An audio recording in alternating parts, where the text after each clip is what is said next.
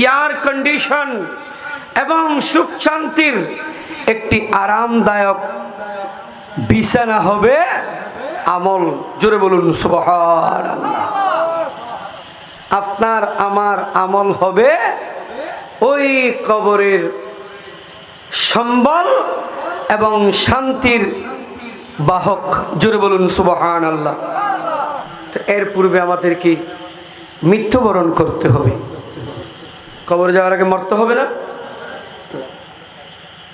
মৌতের ভয় আছে কিনা আপনাদের? আছে। হযরত ঈসা, সবাই বলেন আলাইহিস সালাতু ওয়াস সালাম, এই ঘটনাটি নুজাহাতুল মাজালিস আল্লামা আব্দুর রহমান সফুরি রহমতুল্লাহ আলাইহি নকল করেছেন। ঈসা আলাইহিস সালাম একদিন রাস্তা দিয়ে হেঁটে যাচ্ছেন, পাশে দেখলেন একটি উটের পাল, একজন রাখাল আছে, ওই রাখাল উটগুলো চড়াচ্ছে। ঈসা আলাইহিস সালাম দেখলেন ওই উটের পালে একটি উট হৃষ্টপুষ্ট, সুন্দর, একেবারে সুঠাম দেহ, উঁচু, একেবারে খুব দেখতে সুন্দর এবং বড়। ঈসা আলাইহিস সালাম ওই উটের পাশে গেলেন, গিয়ে উটের কান ধরলেন। কি ধরেছেন? আমরা কি দিয়ে শুনি? কান দিয়ে। বলেন কি দিয়ে শুনি? কান দিয়ে শুনি। ঈসা আলাইহিস সালাম ওই উটের কান ধরে কি যেন বলেছেন। ওই উট ঈসা আলাইহিস সালামের কথা শ্রবণ করেছেন। ঈসা আলাইহিস সালাম বললেন বিসমিল্লাহির রহমানির রহিম, কুল্লু নাফসিন যায়িকাতুল মাউত, প্রত্যেক প্রাণীকে মৃত্যুর স্বাদ গ্রহণ করতে হবে। হে উট, তোমাকে দেখতে সুন্দর, তুমি সুঠাম দেহের অধিকারী, তুমি শক্তিশালী, তোমাকে দেখতে সুন্দর লাগতেছে, তবে হে উট তুমি জেনে রাখো, তোমাকেও একদিন এই পৃথিবী ছেড়ে, এই সুন্দর সুজলা সুফলা পৃথিবী ছেড়ে তোমাকেও চলে যেতে হবে। সবাইকে মরতে হবে না? হ্যাঁ উট, তুমি দীর্ঘায়ু পাবে না, তোমার সময় যখন শেষ হয়ে যাবে তোমাকে মরতে হবে। মৃত্যুর শরাব তোমাকে পান করতে হবে, তুমি থাকতে পারবে না।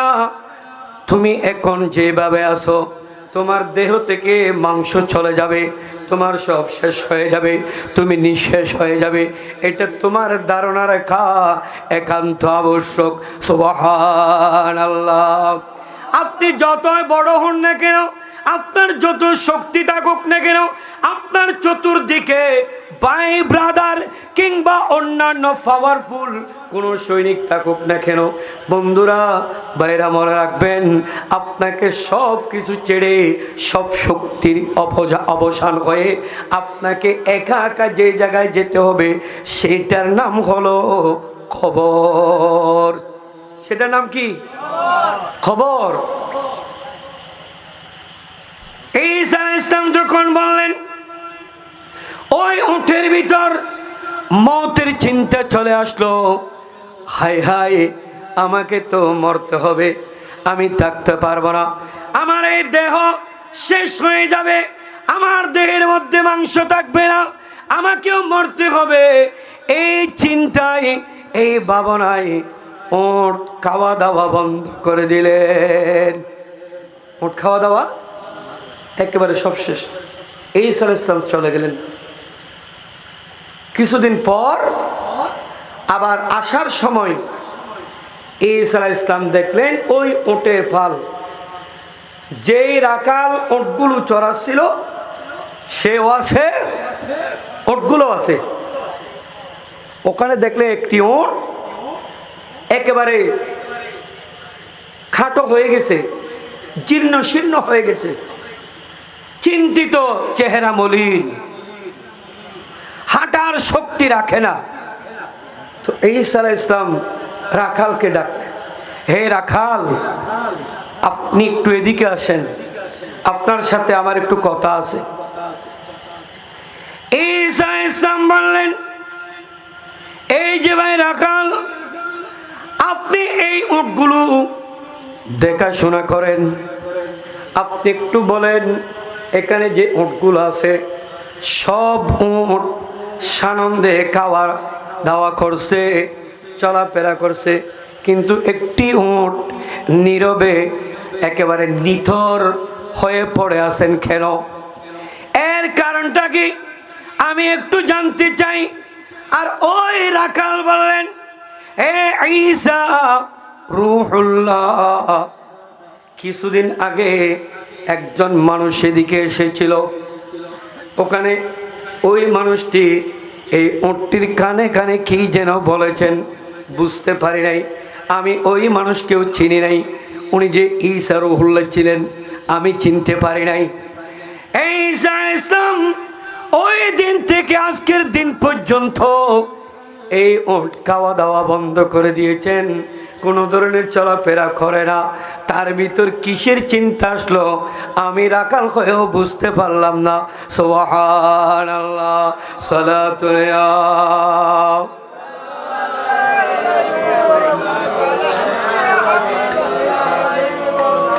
মওত দিবেন কে? জোরে বলুন কে? হায়াত দিবেন কে? হায়াত দিয়েছেন কে? তবে আল্লাহ তো আমাদেরকে হায়াত দিয়েছেন, এইভাবে সকল প্রাণীকে হায়াত দিয়েছেন।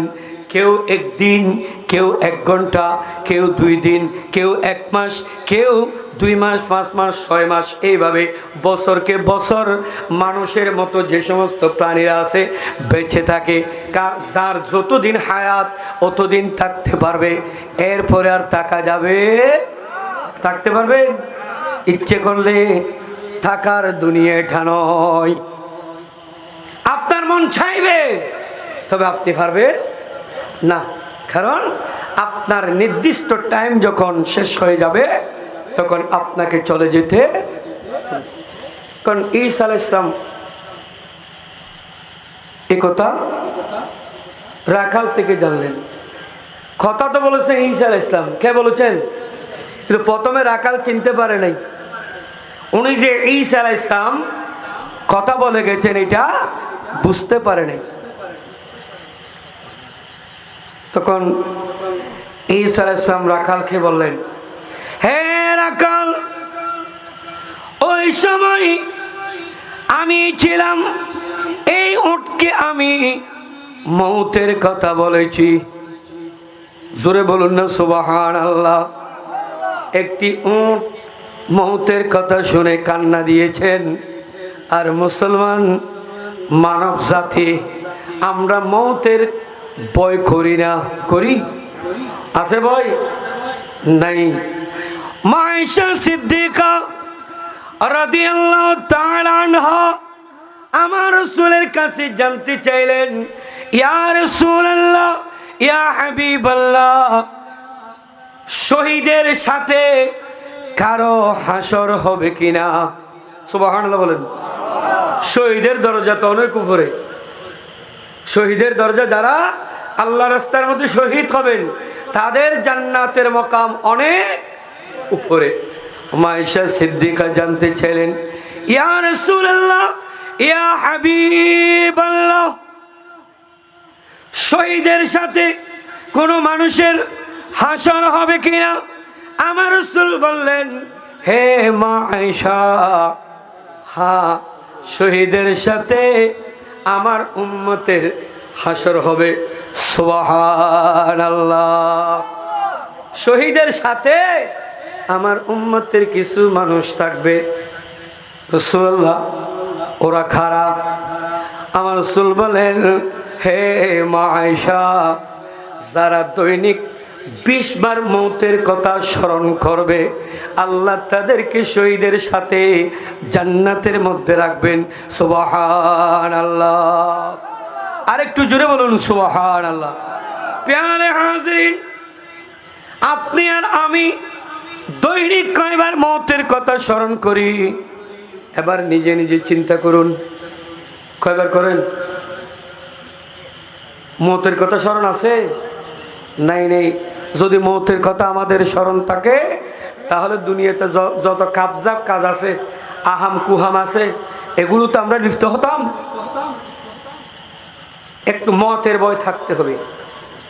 আপনি যেখানে যান সেখানে আপনাকে মত, মালাকুল মত আপনাকে গ্রাস করবে, ধরবে। আমার কথা না। আইনামা তাকুনু ইউদরিকুমুল মাউত ওয়ালাউ কুনতুম ফি বুরুজিম মুশাইয়াদা। জোরে বলুন সুবহানাল্লাহ। আল্লাহ জানিয়ে দেন, হে দুনিয়ার মানুষেরা, তোমরা যেখানে থাকো না কেন, বিরাট অট্টালিকা, পাকা দালান, চতুর্দিকে দেওয়াল দিয়ে ঘেরাও করে রেখেছেন, কারো প্রবেশ সম্ভব নয়। ওইভাবে তুমি চতুর্দিকে ঘেরাও করে ফাঁকা দালানের মধ্যে যদি তোমরা থাকো, আমার মালাকুল মউত ওখানে যাবে, তোমাকে ধরবে, তোমার এই কাঁসা থেকে, স্বর্ণের কাঁসা থেকে তোমার ওই স্বর্ণের পাখি বের করে নিয়ে আসবে। সুবহানাল্লাহ। দেহের ভিতর প্রাণ নামক একটি জিনিস আছে, ওই প্রাণ যদি না থাকে, ইট ইজ ডেড বডি। এটার নাম কি হবে? Dead body. এটার কোনো দাম থাকবে? বলেন তো, থাকবে না। আপনার ডেড বডি পরে থাকবে, মৃত দেহটা পরে থাকবে। সর্বপ্রথম আপনার কাছ থেকে যেটা বিলীন হয়ে যাবে সেইটা হলো আপনার নাম।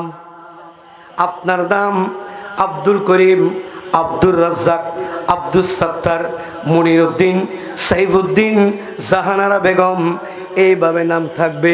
কিন্তু আপনার শরীর থেকে যখন, দেহ থেকে যখন প্রাণ বের হয়ে যাবে, তখন আপনাকে বলবে লাশ। কি বলবে? লাশ। কই ওখানে লাশ পড়ে আছে, বলবে না? চতুর্দিকে বসে সবাই কান্না দিবে। মাও কান্দে, বাবাও কান্দে, ভাইও কান্দে, ভাইও কান্দে, ভাইরি ভাই। মাও কান্দে, বাবাও কান্দে, ভাইও কান্দে, ভাইরি ভাই। চতুর্দিকে বসে কান্দেন, সঙ্গে যাবার কেহ নাই। আল্লাহ উম্মা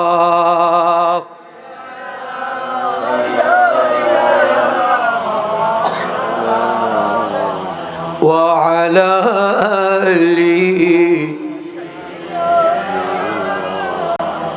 মাও কাঁদতেছেন, বাবাও কাঁদতেছেন, ছেলে সন্তানরাও কাঁদতেছেন, ভাই বোনেরাও কাঁদতেছেন, পাড়া প্রতিবেশী সবাই কাঁদতেছেন। কথা যখন শুনল ওই ব্যক্তি মারা গেছেন, কিন্তু যাওয়ার সময় কেউ যাবে না। কেউ যাবে? যাওয়ার কোনো সুযোগ নেই, আছে নাকি? নাই। এইভাবে সবাই কান্নাকাটি করবে। একটু যখন সময় হবে তখন বলবে, এই মুর্দাকে গোসল দাও। কি বলবে? মুর্দাকে। তখন তা বলবে না আব্দুল গফুরকে গোসল দাও, এ কথা বলবে? বলবে মুর্দাকে গোসল দাও, এ কথা বলবে। ওই সময় গরম পানির ব্যবস্থা হবে, হবে না? বড়ই ফাতার গরম জলে শোয়ায় মশারির তলে বড়ই ফাতার গরম জলে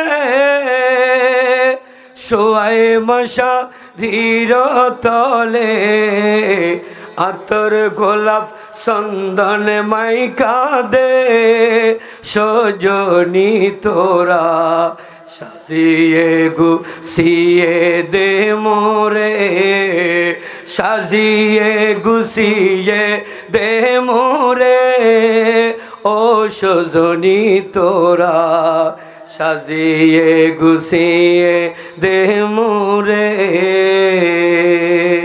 বলবে না? মইয়ত বলবে আমাকে তাড়াতাড়ি দাও, দেরি করার কোনো সুযোগ নাই। কিন্তু মায়ায় দয়ায় একটি নির্দিষ্ট টাইম দিবে, জোহরের পরে জানাজা, বলবে না? আসরের পর, মাগরিবের পর। এইভাবে একজন মুর্দাকে যখন গোসল করাতে নেবে, ওই মুর্দার দুনিয়াবি সুন্দর জামা আর তার গায়ে থাকবে না। থাকবে না কি? এই জুব্বা পরিধান করেছেন, সুন্দর জামা, দামি পোশাক পরিধান করেছেন। বাইরা বন্ধুরা, যখন গোসল দিতে নেবে, সর্বপ্রথম আপনার শরীর থেকে আপনার দুনিয়াবি পোশাক খুলে ফেলা হবে। ওই সময় মুর্দা বলবে, ও আমার বন্ধুরা, ভাইরা, ছেলেরা, বাবারা, আমার শরীর থেকে কাপড়গুলো খুলে নিচ্ছ, আমার তো লজ্জা হচ্ছে। সুবহানাল্লাহ, আমার কত লজ্জা লাগতেছে। আমার দেহের মধ্যে আবরণ ছিল, পোশাক ছিল, আর তোমরা আমার শরীর থেকে পোশাকগুলো নিয়ে যাচ্ছ। বন্ধুরা, তোমরা যে পোশাক নিয়ে যাচ্ছ, এটা আমার মধ্যে কত লজ্জা লাগতেছে। অনেক ভাই বোনেরা আছে জিন্দা অবস্থায় লজ্জাবোধ করে না, আছে না? 3/4 প্যান্ট পরে না, আবার হাফ প্যান্ট পরে।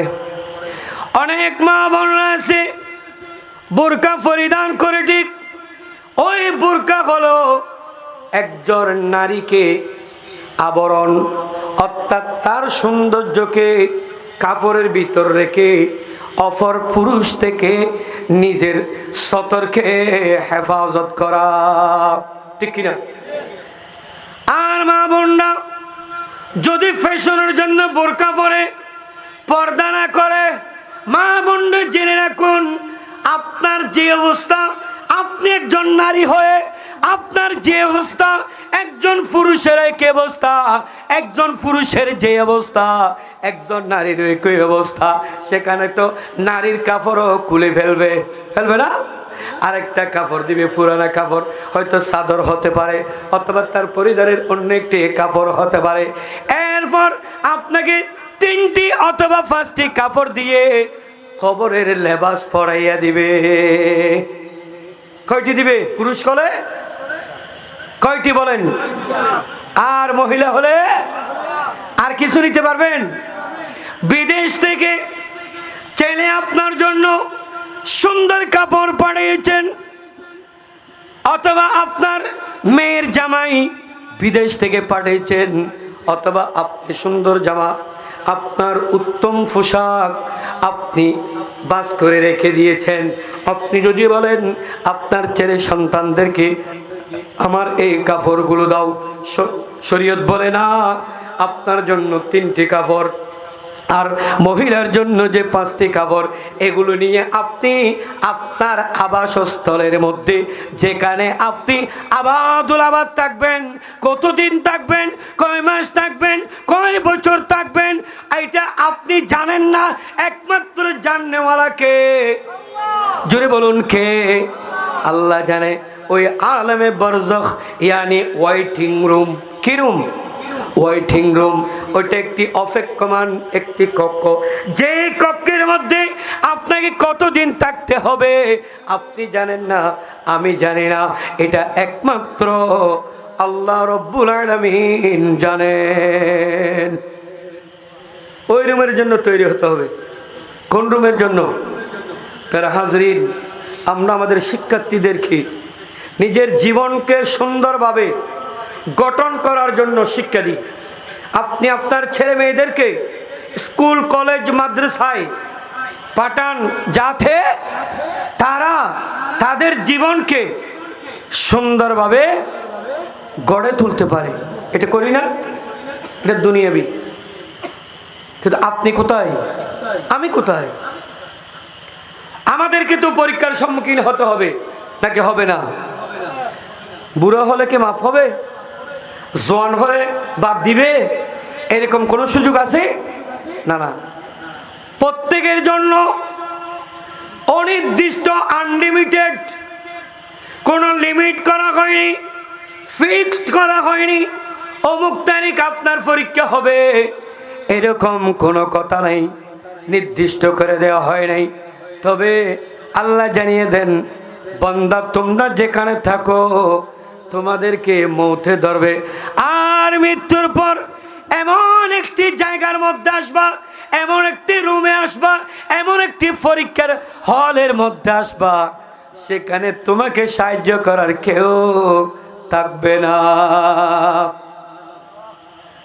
যেতে হবে না পরীক্ষার হলে, ওখানে গার্ড আসবে, যেতে হবে, ওখানে থাকতে হবে। তাকে নির্দিষ্ট তো টাইম নেই কখন। তাহলে এই জন্য নির্দিষ্ট পরীক্ষার টাইম যখন, এক্সাম ডেট যখন দেয়া হয়নি, তাহলে আমাদেরকে সব সময় মৌতের জন্য প্রস্তুত থাকতে হবে, ঠিক কিনা? মৌতের জন্য আমাদেরকে সব সময় প্রস্তুত থাকতে হবে। এই জন্য আল্লাহ পাক জানিয়ে দেন, ওয়ালিমা খাফা মাকাম রাব্বিহি জান্নাতান। সুবহানাল্লাহ বলেন, আর একটু জোরে বলেন।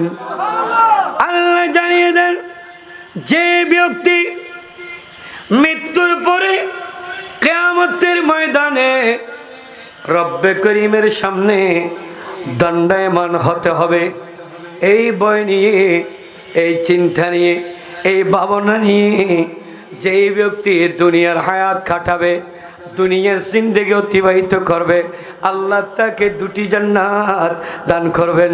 সুবহানাল্লাহ। সালাতুল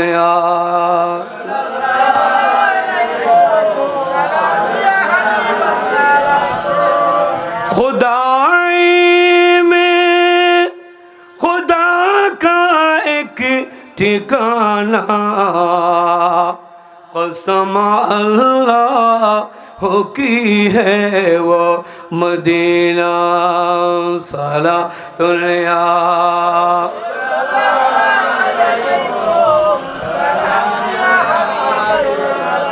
नहीं ख्वाहिश न जन्नत की तमन्ना, जो मिल जाए जगह मुझको मदीना।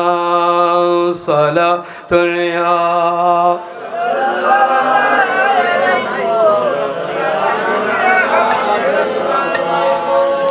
কষ্ট হচ্ছে আপনাদের?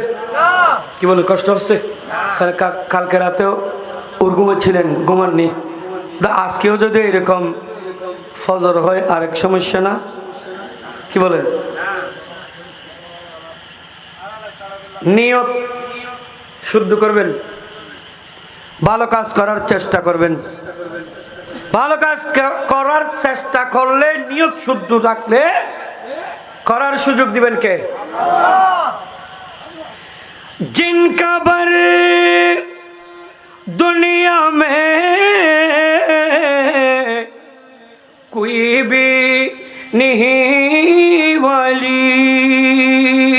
सुभान अल्लाह बोलें।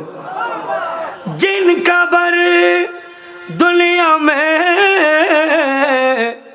कोई भी नहीं वाली, उनको भी मेरी आका सीने से लगाते। सुभान अल्लाह बोलें। उनको भी मेरी आका सीने से लगाते हैं। দুনিয়ার মধ্যে কেউ নেই, কোনো অভিভাবক নেই, কেউ পাহারা দেওয়ার নেই, অভিভাবক বলতে কেউ নেই। কিন্তু আপনার ভিতর যদি মদিনাওয়ালা নবীর মহব্বত থাকে, আপনার জমিনদার মদিনাওয়ালা নবী হয়ে যাবে। সুবহানাল্লাহ। বলতে চেয়েছিলাম কাপড় খুলে ফেলবে, রাখবে, তিনটে কাপড় পরাইয়ে দিল। এরপর বলবে, হে ভাই বন্ধুরা, দেরি করিও না, ওই ব্যক্তিকে জানাজার নামাজের ব্যবস্থা করো। বলবে না? সবাই নামাজের জন্য ওয়েট করবে, অপেক্ষা করবে, অমুক জায়গার মধ্যে নামাজ আদায় করবে।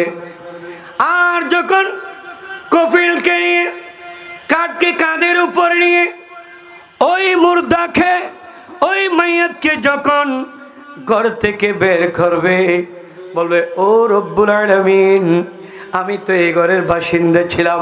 ও আমার ভাই বন্ধুরা, আমাকে তোমরা কাঁধে করে নিয়ে যাচ্ছ, আমি তো আর সহ্য করতে পারছি না। আমার এই সুন্দর ঘর ছিল, আমার ছেলে মেয়েরা আছে, আমার পরিবার পরিজন আছে, আমার আত্মীয় স্বজন আছে, আমার বন্ধু বান্ধবেরা আছে, সবাই তো আছে। হু হু করে কাঁদবে, কেউ শুনবে না। ওই মাইয়ত কাঁদতে থাকবে, কেউ শুনবে না, ছেলেরা শুনবে না, মেয়েরা শুনবে না, পরিবার পরিজনের ইয়ানি কোনো ইনসান শুনবে না, কিন্তু বলতে থাকবে। এরকম বলতে বলতে বলতে জানাজার মাঠ পর্যন্ত নিয়ে যাবে। ওখানে নিয়ে জানাজার জন্য তৈরি হয়ে যাবে। সবাই বলবেন, এই মানুষটি কেমন ছিল? ভালো ছিল, বলুন না, বলি না আমরা, মানুষটি কেমন ছিল? আমাদের দেশের মধ্যে কিছু নামদারি আলেম, নামদারি এরকম কেন বলছো? উনি তো চোর ছিল, ডাকাত ছিল, গুনেগার ছিল, বেনামাজি ছিল। থাক না,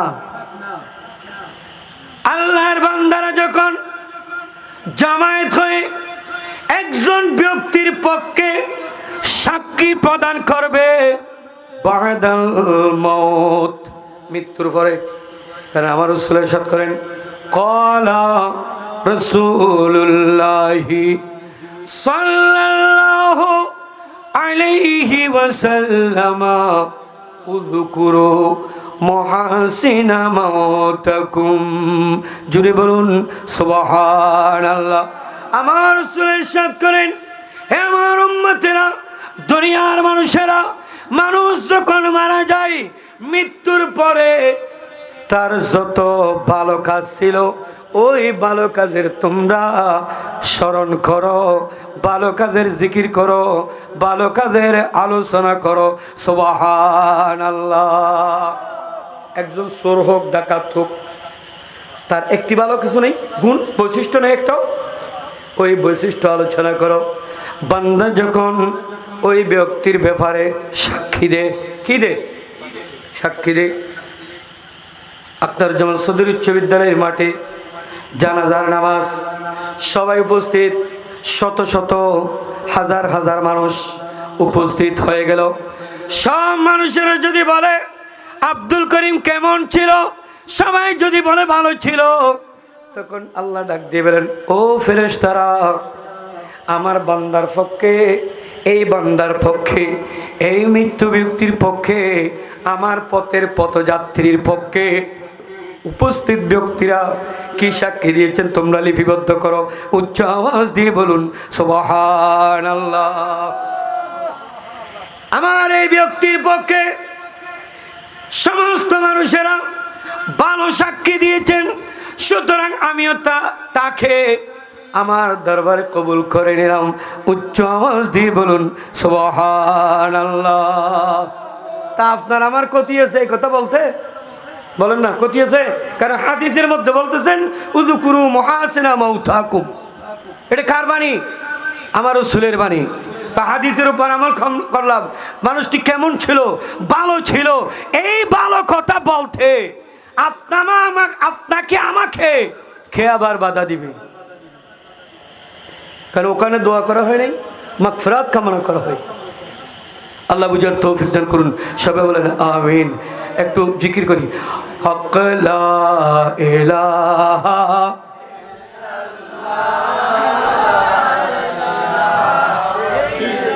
আরেকটু জোরে, কারণ গতকাল তো হালো, একটু শুনেন, গতকাল তো হালুয়া রুটি, হালুয়া গরুর মাংস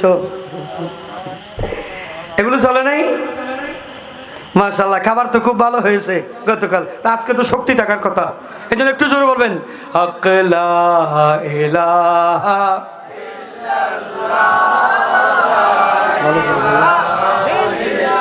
হক লা ইলাহা ইল্লাল্লাহ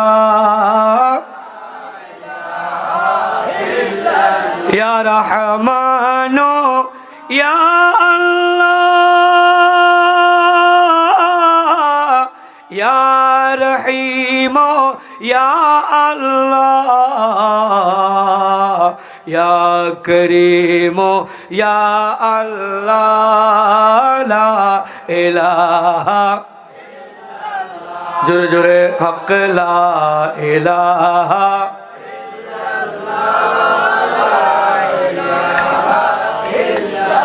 লা ইলাহা ইল্লাল্লাহু মুহাম্মাদুর রাসূলুল্লাহ সাল্লাল্লাহু তাআলা আলাইহি ওয়াসাল্লাম। জানাজা শেষ, নিয়ে যাবে কোথায়? কবরস্থানে।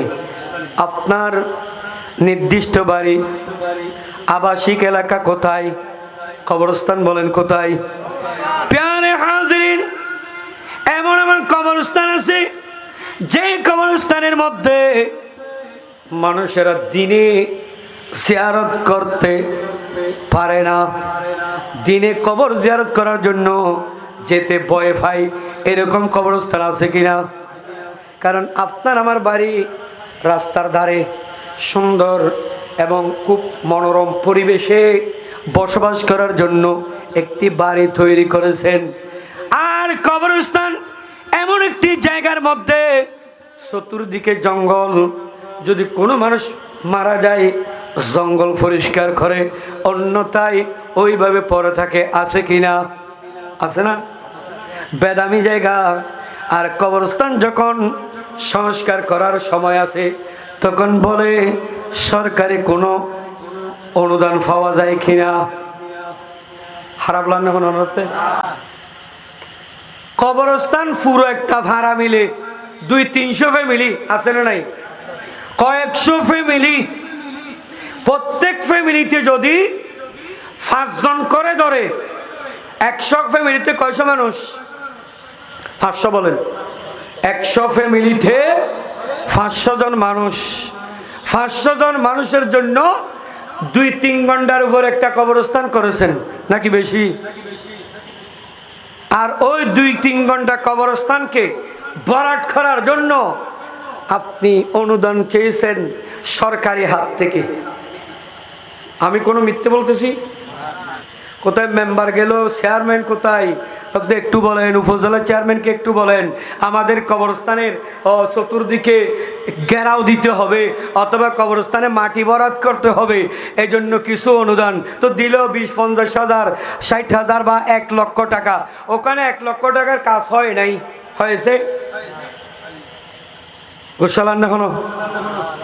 ওখানে 1 লক্ষ টাকা দিছে, মাঝখানে 10-20 হাজার টাকা, 30 হাজার টাকা কে ফেলছে। এখন যে টাকা খেয়েছে তাকেও তো সেখানে যেতে হবে। বন্ধুরা ঠিক আছে কিনা? নাকি সে না গিয়ে পারবে? মেম্বার হোক, চেয়ারম্যান হোক, উপজেলা চেয়ারম্যান হোক, এমপি হোক, মন্ত্রী হোক, যেই হোক না কেন, যত নেতাই হোক না কেন, সে তো আর ওই কবরস্থানে না গিয়ে পারবে না, তাকেও সেখানে যেতে হবে। কারণ আমরা তো মাল চুরি করতে ফটু, ঠিক না? সরকার কা মাল দরিয়া মে ঢাল। ইসলামের শিক্ষা এটা না। একটা ঘটনা শুনেন।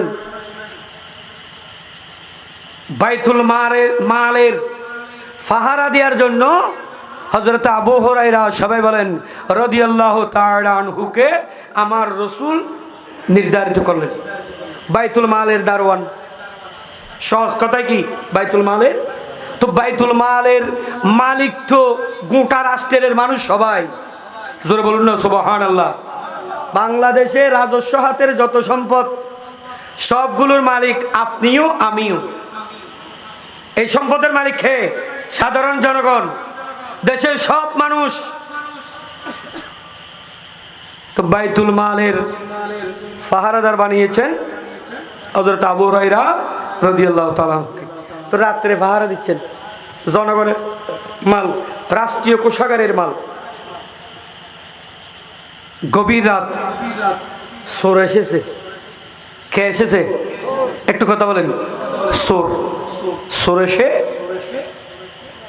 ওই বাইতুল মালের গুদাম থেকে চুরি করার জন্য মালগুলো নিলেন। হযরত আবু হুরায়রা রাদিয়াল্লাহু তাআলা আস্তে আস্তে গেলেন, গিয়ে চোরকে একেবারে ধরে ফেললেন। আমি এখানে আছি, তোমার এত বড় সাহস, তুমি চুরি করেছো? হতো ভাই, আমার বউ বাচ্চা পরিবার পরিজন উপবাস, আপনি যদি আমাকে এগুলো নিতে না দেন ওরা উপবাসে মরে যাবে, না খেয়েই মরে যাবে।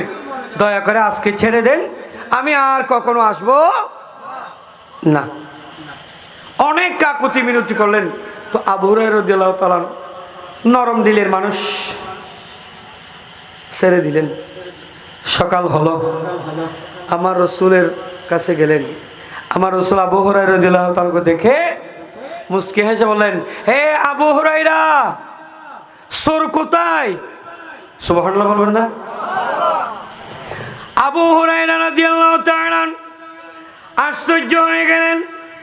হাই হাই, গভীর রাত্রে ওই বাইতুল মালের গুদাম থেকে চোর তো আমি ধরেছি, আমি আর চোর ছাড়া পৃথিবীর জমিনে আর কেউ তো জানে না।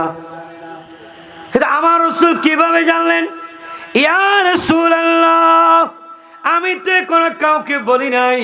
ইয়া রাসূলুল্লাহ, ওই চোরকে ধরে আমি যখন আপনার সামনে নিয়ে আসতে চেয়েছিলাম, ওই চোর আমার কাছে অনেক কাকুতি মিনতি করলো। হ্যাঁ আবু হুরায়রা, আমাকে একটু ছেড়ে দেন। এই বাবা অনেক কাকুতি মিনতি করতে করতে আমি আর তার কাকুতি মিনতিকে না বলতে পারলাম না। ইয়া রাসূলুল্লাহ, আমি তাকে ছেড়ে দিলাম। আমার রাসূল বললেন, আবু হুরায়রা, আজকের রাতে ওই চোর আবার আসবে, ওই চোর আবার আসবে।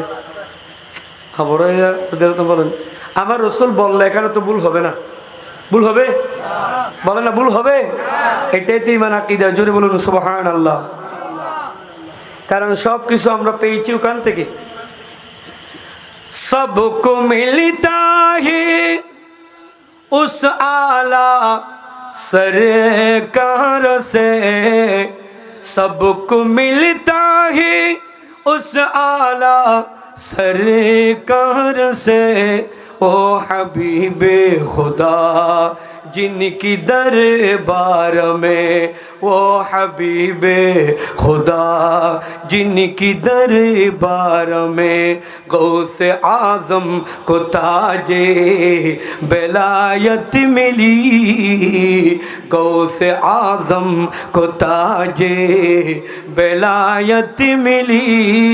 ख्वाजा अजमीर को ख्वाजगी मिल गई, ख्वाजा अजमीर को ख्वाजगी मिल गई। सलातुन या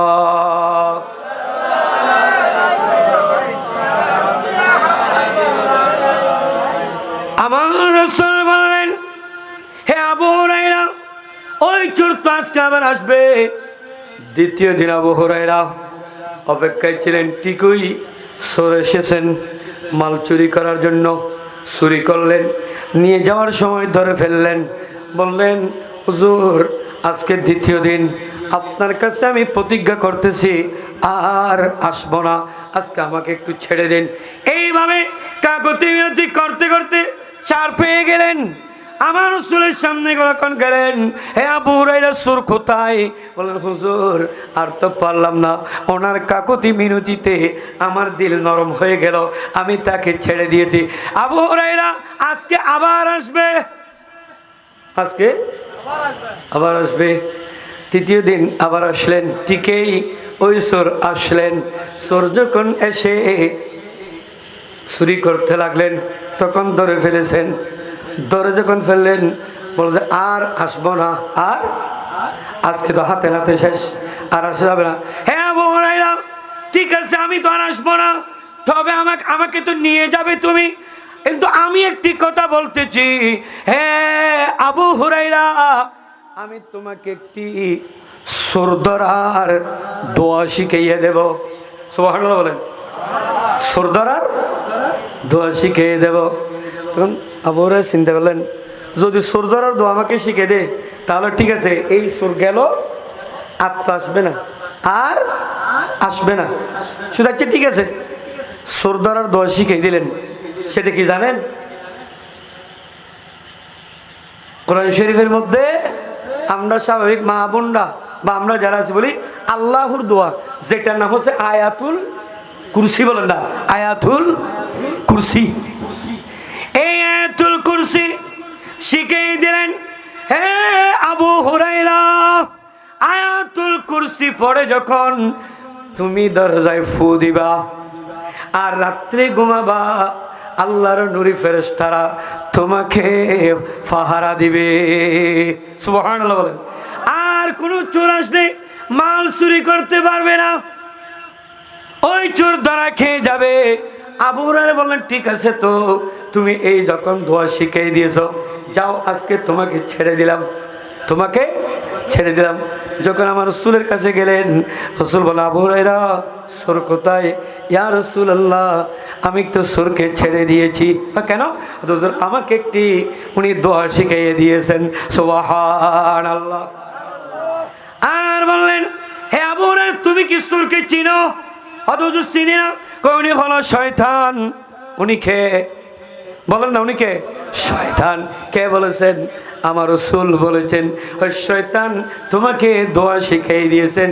ঠিক আছে, আমার রাসূল বলেন যে ব্যক্তি এই দোয়া অর্থাৎ কোরআন শরীফের সূরা পড়ে রাত্রি ঘুমাবে, আয়াতুল কুরসি পড়ে ঘুমাবে, আল্লাহর ৭০,০০০ নূরি ফেরেশতা তাকে পাহারা দিয়ে রাখবে।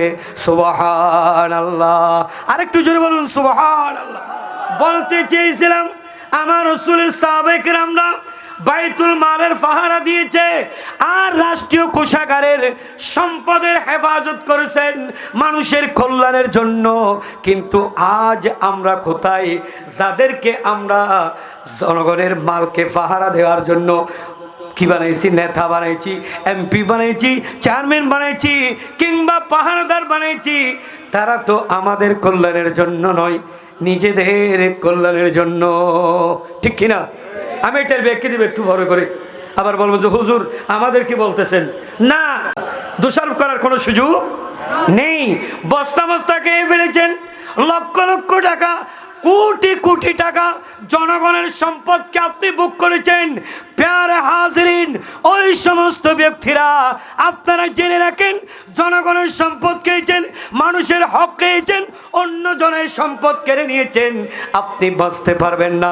হয়তোবা দুনিয়ার মধ্যে আপনি কিছুদিন সুখে শান্তিতে আরামে আয়াসে ধনে দৌলতে হয়তোবা সম্মান পেয়েছেন, আপনাকে কুর্নিশ জানিয়েছেন, স্বাগত জানিয়েছেন, দানবীর বলেছেন, শিক্ষানুরাগী বলেছেন, আপনি স্কুল করেছেন, মসজিদ করেছেন, মাদ্রাসা করেছেন।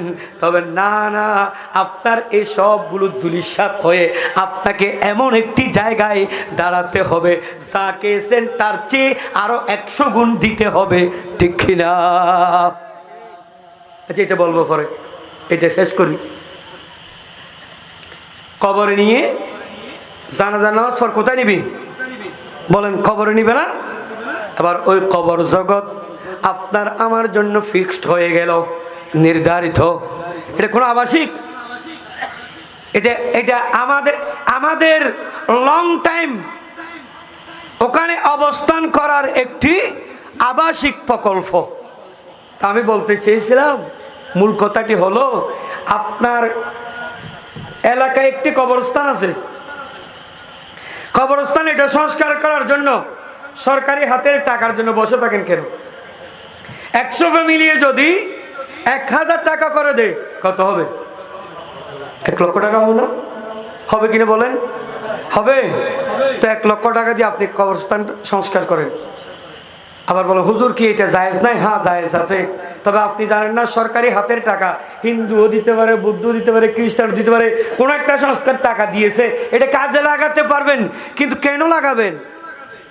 আপনাকে তো আল্লাহ দম দিয়েছেন, দৌলত দিয়েছেন, আপনি সব কিছু করতে পারেন, নাচ গানে টাকা দিতে পারেন, অবৈধ কাজে আপনার টাকা লাগতে পারে, কিন্তু একটি ভালো কাজ যেটা আপনার জন্য চিরস্থায়ী বসবাসের জায়গা, আপনি সেটাকে কেন দিলেন না? নিজেকে প্রশ্ন করবেন, নিজের বিবেককে এই প্রশ্নটা করবেন। আমি অনুরোধ করব, এলাকায় যত কবরস্থান আছে আপনারা নিজেরাই নিজেদের টাকা দিয়ে সংঘবদ্ধ হয়ে, একত্রিত হয়ে, ভাই বন্ধু সবাই মিলে ওই সংস্কারের কাজ করবেন। অন্তত কবর জগতের কথা স্মরণ হবে, তখন মৌতের ভয় আসবে। কারণ এগুলোর দ্বারা মানুষের মৌতের কথা স্মরণ হয়। যখন অহংকার আসে, হাদিসে পাকের মধ্যে আছে, যখন অহংকার আসবে তখন কবরস্থানে যাও, জিয়ারত করাও, কবরবাসীদেরকে সামনে নিয়ে যখন হাত তুলে মুনাজাত করবা, তখন মৌতের কথা স্মরণ হবে। জোরে বলুন সুবহানাল্লাহ। সালাতুল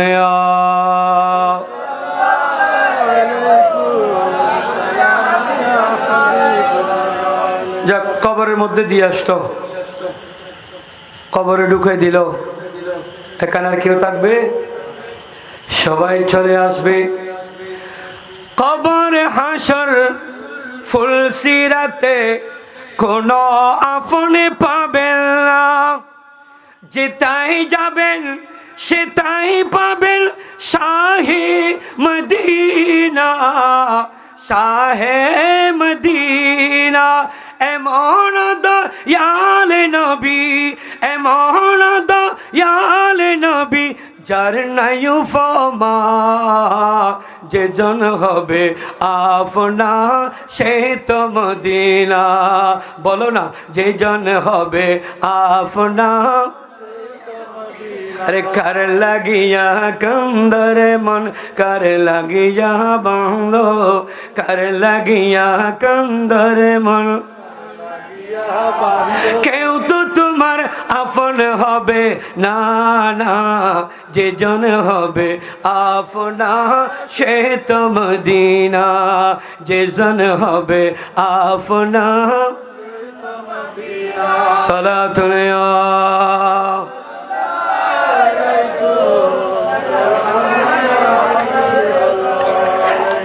প্যারে হাজিরিন, কবরের ভিতর আত্মীয় স্বজন মিলে আপনাকে ঢুকাই দিল, উপরে সাড়াল মাটি দিয়ে, সবাই চলে আসবে। ওখানে কোনো দরজা জানালা আছে কিনা বলেন তো? আছে? তাই অ্যালুমিনিয়ামের গ্লাস আছে? নাই, কেউ নাই। ওখানে আপনার পরীক্ষার একটি মাঠ, একটি হল, পরীক্ষার একটি হল। ওই পরীক্ষার হলের মধ্যে মুনকির নকির চলে আসবেন, আসবে না? মুনকির নকির আসবেন, আর কে আসবেন?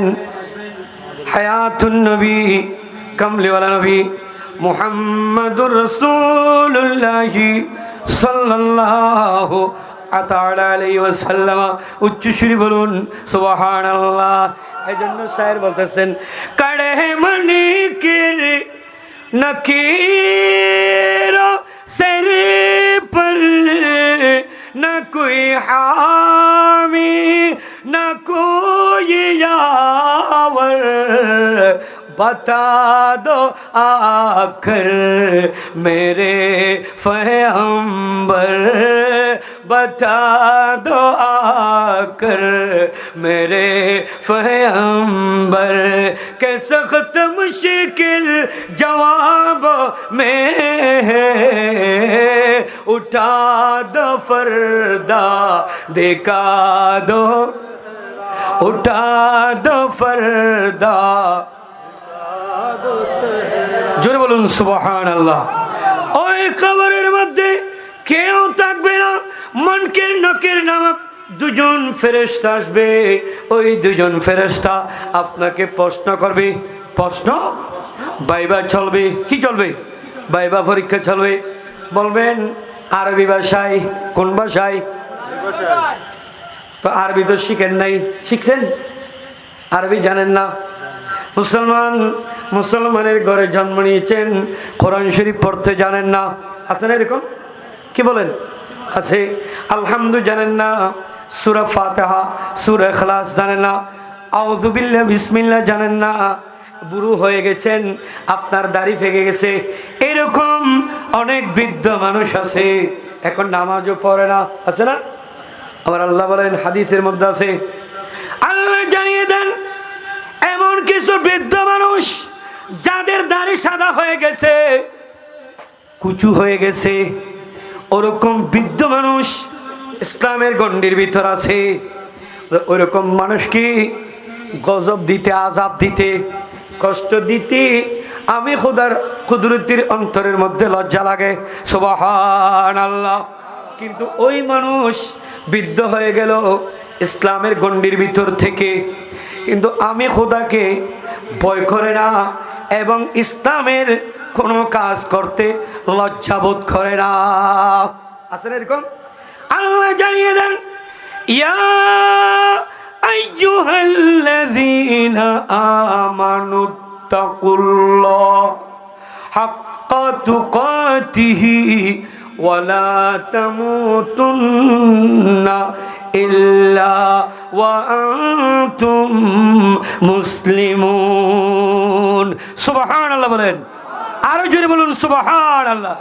আল্লাহ জানিয়ে দেন, হে ইমানদার বান্দারা, তোমরা আমাকে ভয় করো যেমনি ভাবে ভয় করতে হয়, হাক্কা তুকাতিহি, যেমনি ভাবে আমি খোদাকে ভয় করতে হয় ওইভাবে তোমরা আমাকে ভয় করো। আর মুসলমান হওয়া ব্যতীত তোমরা মৃত্যুবরণ করিও না। এখন মুসলমান কাকে বলে জানেন? এখন সমস্যা বাজি জিজ্ঞা যাই কেরক ওয়াজ করতে আর সমস্যা, মানে ওই ডাক্তার হাসে ওষুধ লাগাইলি, চিকিৎসা লাগাইলে ডাক্তার ইয়েন করো টেস্ট ইয়েন করো, তা আসলে ঠিক থু, কারণ রোগের এন ও ইয়ে মানে থুয়াই না ফার। তো আমাদের মুসলমানদের মধ্যেও এমনভাবে হয়ে গেছে, রোগ ছড়িয়ে গেছে, কোনো আলেম ওয়াজ করতে গেলে মানে প্রত্যেকটা বিষয়, যে বিষয়গুলো বর্তমান আমাদের ব্যক্তিগত জীবনে, পারিবারিক জীবনে, সামাজিক জীবনে, রাষ্ট্রীয় জীবনে, আন্তর্জাতিক পর্যায়ে একেবারে দৃষ্টিগোচর, ঠিক কিনা? বেনামাজি আছে না নাকি নেই? আপনাদের কেমন হয় বেনামাজি নাই? আছে। ও বেনামাজি দিই তার হদা আছে, মাহফিলত গেলে সমস্যা আছে। উজুরে যদি কোথায় তাইরা যদি আরে ফাঁদে হয় তো হইলে তো বেড়া ফজর করিব।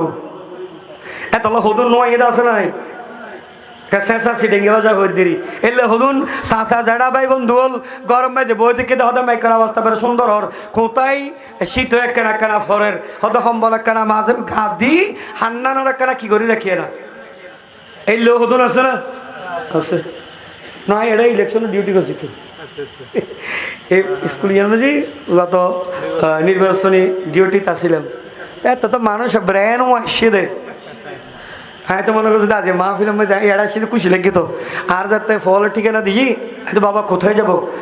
আক্তার যেমন চৌধুরী চৌধুরী মাঠায় দিই এটা তো আমার পুরান জায়গা, অন্য জায়গায় মাহফিল করতে আসলেও এটা আমার পুরান জায়গা। 2024 সালের 5ই জানুয়ারি নির্বাচনে ডিউটিতে ছিলাম এখানে। তারপরে তো ওখানে মানুষরা সওদাগর দিঘির ফারের মানুষেরা খুবই আন্তরিক, ধর্মের প্রতি আন্তরিক এটা মনে করেছিলাম। এখনো ভুল হয় নাই, হয়তো আরও আসার সময় আছে। এখানে আরও বক্তা অর্থাৎ আজকের প্রধান আকর্ষণ যিনি আল্লামা শফিউল নিজামী হুজুর মধ্যে জিরুল আজিজ আসবেন, তো তখনও আসিয়েন। আমি আগে দাওয়াত দিয়ে দিচ্ছি বাবা, এই সময় এই সুযোগ আর পাবেন না। পাবেন, আপনি এখান থেকে যেতে পারবেন, আমি এখান থেকে আমার বাসায় যেতে পারবো, এরকম কোনো আশা আছে? কারণ এটা তো আল্লাহর ঘোষণা। কেউ রাস্তায় মরবে, কেউ পুকুরে মরবে, কেউ নদীতে মরবে, কেউ সাগরে মরবে। কার মৃত্যু কোথায় কিভাবে হবে এটা একমাত্র লামকানের খোদা ছাড়া কেউ জানে না। জানে কেউ?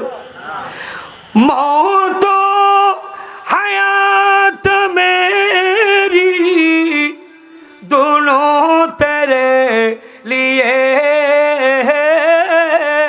दोनों तेरे लिए।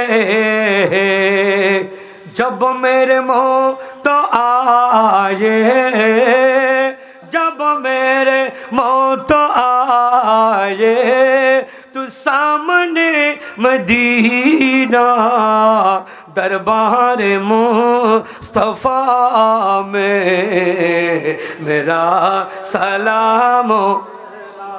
ओ जाने वाले हाजी, ओ जाने वाले हाजी, जब जाओ तुम मदीना दरबार मुस्तफा में मेरा सलाम कहना, दरबार मुस्तफा में मेरा।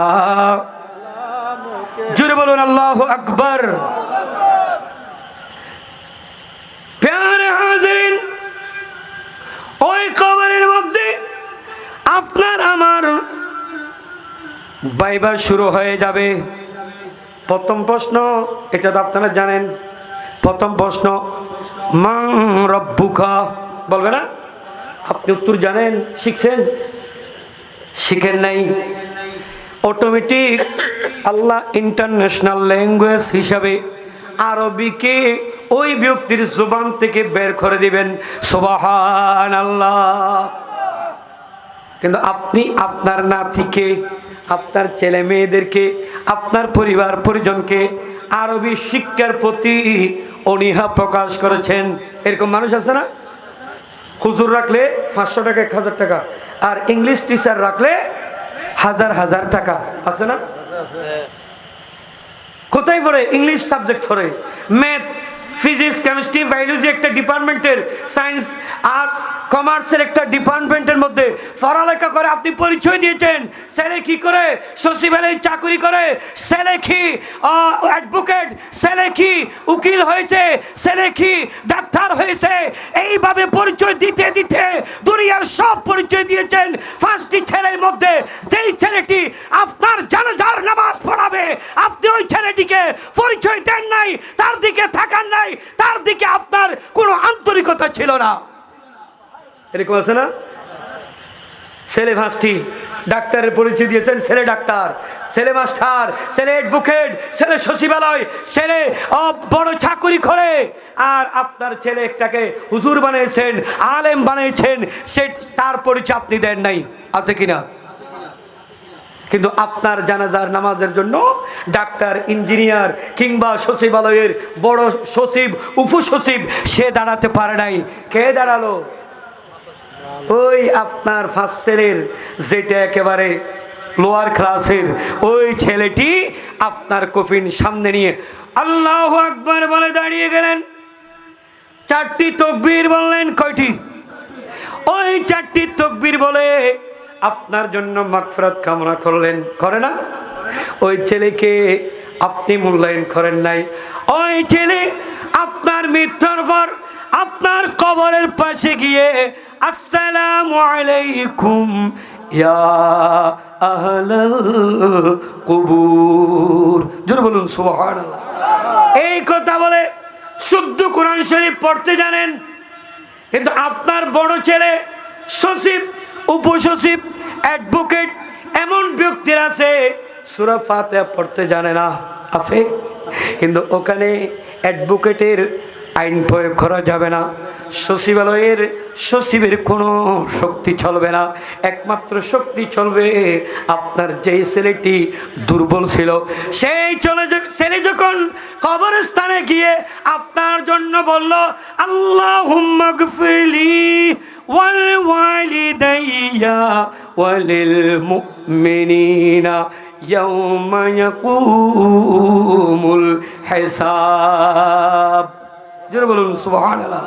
অথবা বলল কি আল্লাহুম্মা রব্বিরহামহুমা কামা রব্বায়ানি সগীরা।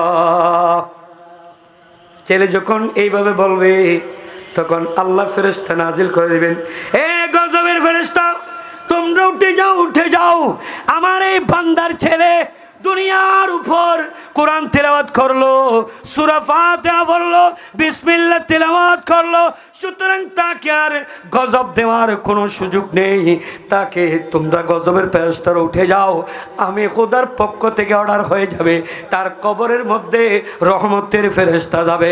সুবহানাল্লাহ।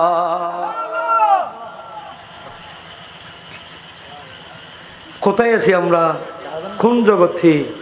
কিভাবে আমরা আমাদের জীবনকে হায়াতকে পাস করতেছি, অতিবাহিত করতেছি, সেটা আমাদের হিসাব নিকেশ নেই।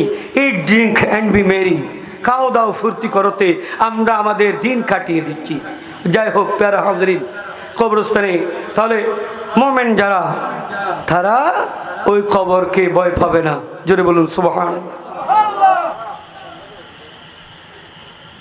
প্রথম প্রশ্নের জবাব দিয়ে দিলেন, দ্বিতীয় প্রশ্নের জবাবও দিয়ে দিলে আমি একটু শর্ট করে বলতেছি। তৃতীয় প্রশ্নের জবাব ওমান নবিয়ুকা অথবা ওমান হাযা রাজুল আল্লাযী বুইসা ফীকুম, ইনি কে? তাহলে সেখানে কে থাকবেন? ওখানে মুনকির নকির সারা কে থাকবেন? আমার রাসূল থাকবেন। বলেন কে থাকবেন? সালাতু সালাম গো আমার দরুদ সালাম গো আমার কয়ো নবীর রওজায়।